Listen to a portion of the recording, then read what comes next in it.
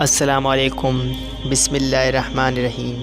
آج ہم جس واقعہ کو بیان کرنے جا رہے ہیں وہ بہت ہی مشہور اور بڑا واقعہ ہے۔ اسلام کی رویے سے، اسلام کی نظریے سے یہ واقعہ ایک بڑا دل خشیش، ایک بڑا دل دکھ دینے والا واقعہ ہے، جس نے حضور صلی اللہ علیہ وسلم کو بھی بہت تکلیف دیا اس واقعے میں۔ تو یہ واقعہ کچھ اس طرح سے ہے کہ بئر مونا کی لڑائی، جس میں 70 صحابہ شہید ہوئے، جنہیں قرہ کہتے تھے۔ تو چلے انشاءاللہ اس واقعے کو تفصیلی آپ کے سامنے بیان کریں گے اور آپ کو سنائیں گے، تو جڑیے ہمارے ساتھ اس ویڈیو میں۔ بئر مونا کی لڑائی، بئر مونا کی ایک مشہور لڑائی ہے، جس میں 70 صحابہ کی ایک بڑی جماعت پوری شہید ہوئی، جن کو قرہ کہتے ہیں، اس لیے کہ سب حضرات قرآن مجید کے حافظ تھے، اور سوائے چند مہاجرین کے اکثر انصار تھے۔ حضور کو ان کے ساتھ بہت محبت تھی، کیونکہ یہ حضرات رات کا اکثر حصہ ذکر اور تلاوت میں گزارتے تھے، اور دن کو حضور صلی اللہ علیہ وسلم کی بیویوں کی گھروں کی ضروریات، خدمات، لکڑی، پانی وغیرہ پہنچایا کرتے تھے۔ اس مقبول جماعت کو نجد کا رہنے والا قوم بنی عامر کا ایک شخص، جس کا نام عامر بن طفیل اور کنیت ابو براہ تھی، اپنے ساتھ اپنی پناہ میں تبلیغ اور وعظ کی نام سے لے گیا تھا۔ حضور اقدس صلی اللہ علیہ وسلم نے ارشاد بھی فرمایا کہ مجھے اندیشہ ہے میری صحابہ کو مضرت نہ پہنچے، مگر اس شخص نے بہت زیادہ اطمینان دلایا۔ آپ صلی اللہ علیہ وسلم نے ان 70 صحابہ کو ہمراہ کر دیا، اور ایک والا نامہ عامر بن طفیل کی نام، جو بنی عامر کا رئیس تھا، تحریر فرمایا، جس میں اسلام کی دعوت تھی۔ یہ حضرات مدینہ سے رخصت ہو کر بئر مونا پہنچے تو ٹھہر گئے۔ دو ساتھی، ایک حضرت عمر بن امیہ، دوسری حضرت منذر بن عمر، سب کے اونٹوں کو لے کر چرانے کے لیے تشریف لے گئے، اور حضرت حرام رضی اللہ تعالیٰ اپنے ساتھ 2 آدمیوں کو حضرات کو ساتھیوں میں سے لے کر عامر بن طفیل کے پاس حضور صلی اللہ علیہ وسلم کا والا نامہ دینے کے لیے تشریف لے گئے۔ قریب پہنچ کر حضرت حرام رضی اللہ تعالیٰ نے اپنے دونوں ساتھیوں سے فرمایا، تم یہیں ٹھہر جاؤ، میں آگے جاتا ہوں۔ اگر میرے ساتھ کوئی دغا نہ کی گئی تو تم بھی چلے آنا، ورنہ یہیں سے واپس ہو جانا، کہ تینوں کا مارے جانے سے ایک کا مارا جانا بہتر ہے۔ عامر بن طفیل اس عامر بن مالک کا بھتیجا تھا، جو ان صحابہ رضی اللہ تعالیٰ کو اپنے ساتھ لایا تھا۔ اس کو اسلام سے اور مسلمانوں سے خاص عداوت تھی۔ حضرت حرام رضی اللہ تعالیٰ نے والا نامہ دیا تو اس نے غصے میں پڑا بھی نہیں، بلکہ حضرت حرام رضی اللہ تعالیٰ کو ایک ایسا نیزہ مارا جو بالکل پار نکل گیا۔ حضرت حرام رضی اللہ تعالیٰ عنہ رب الکعبہ کی قسم، میں تو کامیاب ہو گیا کہہ کر جاں بحق ہوئے۔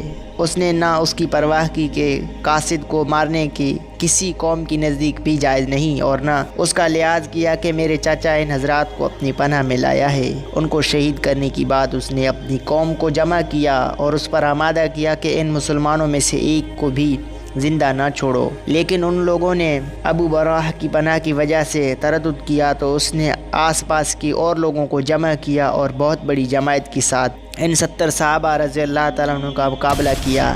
یہ حضرات آخر کہاں تک مقابلہ کرتے، چاروں طرف سے کفار میں گھرے ہوئے تھے، بجز کعب بن زید جن میں کچھ زندگی کی رمق باقی تھی، اور کفار ان کو مردہ سمجھ کر چھوڑ گئے تھے، باقی سب شہید ہو گئے۔ حضرت منذر رضی اللہ تعالیٰ عنہ اور عمر رضی اللہ تعالیٰ عنہ جو اونٹ چرانے گئے ہوئے تھے، انہوں نے آسمان کی طرف دیکھا تو مردار خور جانور اڑ رہے تھے۔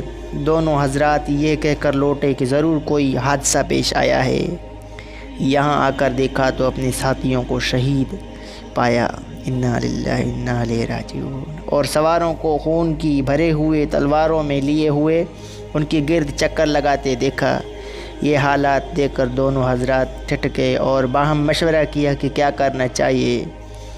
عمر بن امیہ نے کہا کہ چلو واپس چل کر حضور صلی اللہ علیہ وسلم کو اطلاع دیں، مگر حضرت منذر نے جواب دیا کہ خبر تو ہو ہی جائے گی، میرا تو دل نہیں مانتا کہ شہادت کو چھوڑوں اور اس جگہ سے چلا جاؤں جہاں ہمارے دوست پڑے سو رہے ہیں۔ آگے بڑھو اور ساتھیوں سے جا ملو۔ چنانچہ دونوں آگے بڑھے اور میدان میں کود گئے۔ حضرت منذر رضی اللہ تعالیٰ شہید ہوئے اور حضرت عمر بن امیہ گرفتار ہوئے، مگر چونکہ عامر کی ماں کی ذمہ کسی منت کے سلسلے میں غلام کا آزاد کرنا تھا، اس لیے عامر نے ان کو اس منت پر آزاد کیا۔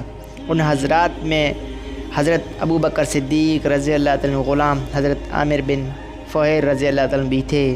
ان کی قاتل جبار بن سلمہ کہتی ہیں کہ میں نے جب ان کو برچھا مارا اور وہ شہید ہوئے تو انہوں نے کہا خدا کی قسم میں کامیاب ہو گیا۔ اس کے بعد میں نے دیکھا کہ ان کی نعش آسمان کو اڑی چلی گئی۔ متعیر ہوا اور میں نے بعد میں لوگوں سے پوچھا کہ میں نے خود برچھا مارا، وہ مرے لیکن پھر بھی وہ کہتے ہیں میں کامیاب ہو گیا۔ وہ کامیابی کیا تھی؟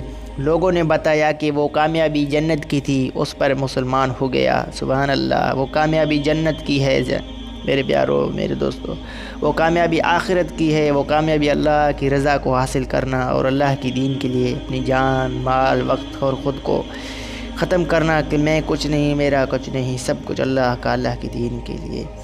یہی ہیں وہ لوگ جن پر اسلام کو بجائے طور پر فخر ہے۔ بے شک موت ان کے لیے شراب سے زیادہ محبوب تھی، اور کیوں نہ ہوتی جب دنیا میں کام ہی ایسے کیے تھے جن پر اللہ کی یہاں اللہ کی سرخروئی یقینی تھی، اس لیے جو مرتا تھا وہ کامیاب ہوتا تھا۔ سبحان اللہ۔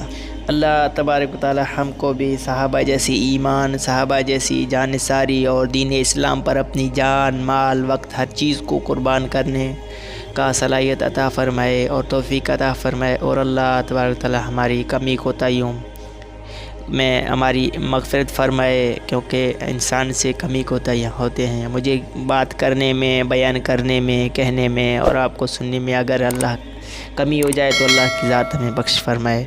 تو ہماری چینل کو سبسکرائب کریں، انشاءاللہ ملیں گے آپ کے لیے ایک اور واقعے کے ساتھ۔ اللہ حافظ۔